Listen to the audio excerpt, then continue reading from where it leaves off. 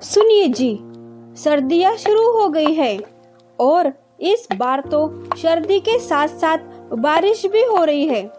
घर की छत का तो आप जानते ही है ना, पानी आता है।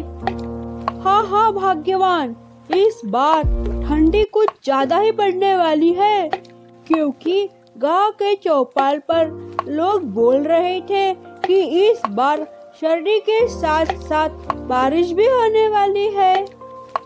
अजी, ऐसा हुआ तो हमारा क्या होगा?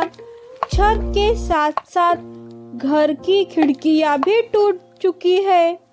ठंडी हवाएं सीधी अंदर आती है। आप कुछ कीजिए ना। हाँ मुंशी, मैं करता हूँ। मालिक के पास जाकर देखता हूँ, वे अगर कुछ मदद करेंगे तो मैं घर की छत और खिड़कियाँ ठीक करवा दूंगा। ठीक है भाग्यवान। अगली सुबह रामलाल मालिक के घर की तरफ चला जाता है। रामलाल का मालिक, जो स्वभाव से बहुत ही कठोर और निर्दयी था, और अपने पास खड़े नौकरों पर चिल्ला रहा था। रामलाल अपने मालिक के पास जाता है और उनसे कहता है, मालिक, ठंडी का मौसम आ चुका है। कल तो हल्की हल्की बूंदें थोड़ी घर में भी आ गई थी और मेरे घर की छत और खिड़कियां टूट चुकी है, जिससे कि घर में पानी और हवा आती है, और अगर मैंने जल्दी से उसे ठीक नहीं करवाया तो ठंडी में हम लोगों को तो बहुत ही दिक्कत हो जाएंगी, और मेरी पत्नी तो किसी तरह दिन काट लेंगी, लेकिन एक छोटी सी बच्ची वो इतनी ठंडी में कैसे रह पाएंगी? घर में नहीं रह पाएंगी। रामलाल की बातें सुनकर मालिक कहता है, अरे रामलाल, तो उसमें मैं क्या करूं? कर सकता हूँ। अब मुझे थोड़े बहुत पैसे उधार दे तो मैं अपने झोपड़ी की मरम्मत करवा लेता, और मैं दिन रात मजदूरी करके आपका उधार चुका दूंगा। अरे तन्ने, अभी तो इतना काम भी नहीं है जो मैं तुझे दूंगा और उसमें भी उधारी दे सकूं। अभी मेरे पास पैसे कोने सर्दी की वजह से सारा धंधा चौपट हो गया है। और सुन मेरी बात, कल से तू तो काम पर भी मत आए। मैंने तेरे बर्ज मजदूरी की जरूरत को न। अरे मालिक, मैं तो मदद की उम्मीद से आपके पास आया था, लेकिन आप तो उल्टा मुझ पे ही मेरी ही रोजगार छीन कर तुले हैं। ऐसा मत करो मालिक, ऐसा मत करो। मैं कहाँ जाऊँगा?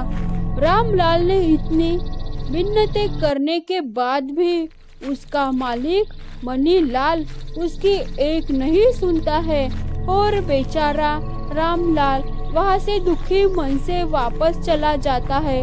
रामलाल दिन भर जगह जगह काम ढूंढता है, लेकिन उसे कहीं भी काम नहीं मिलता।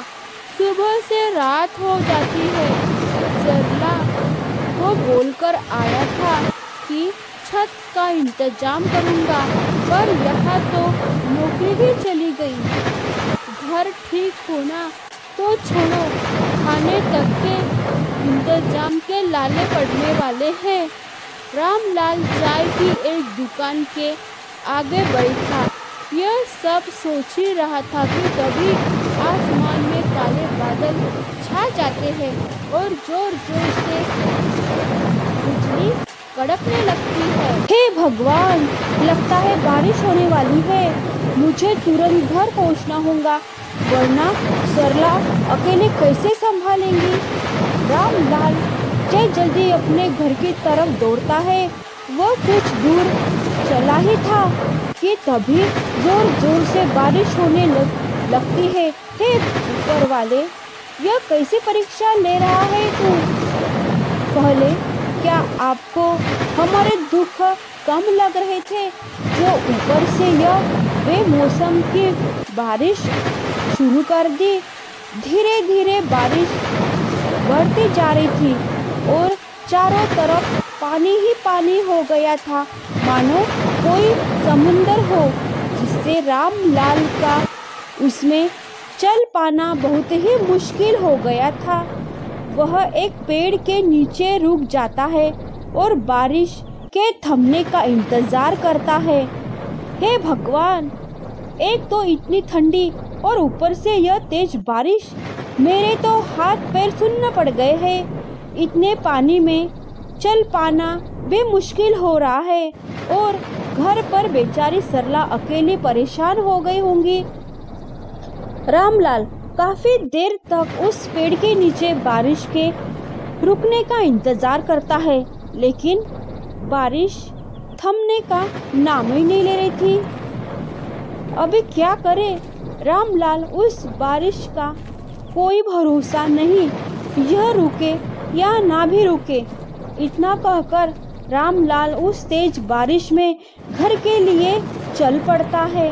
जहाँ तक रामलाल की नजर जा रही थी, बस पानी ही पानी था।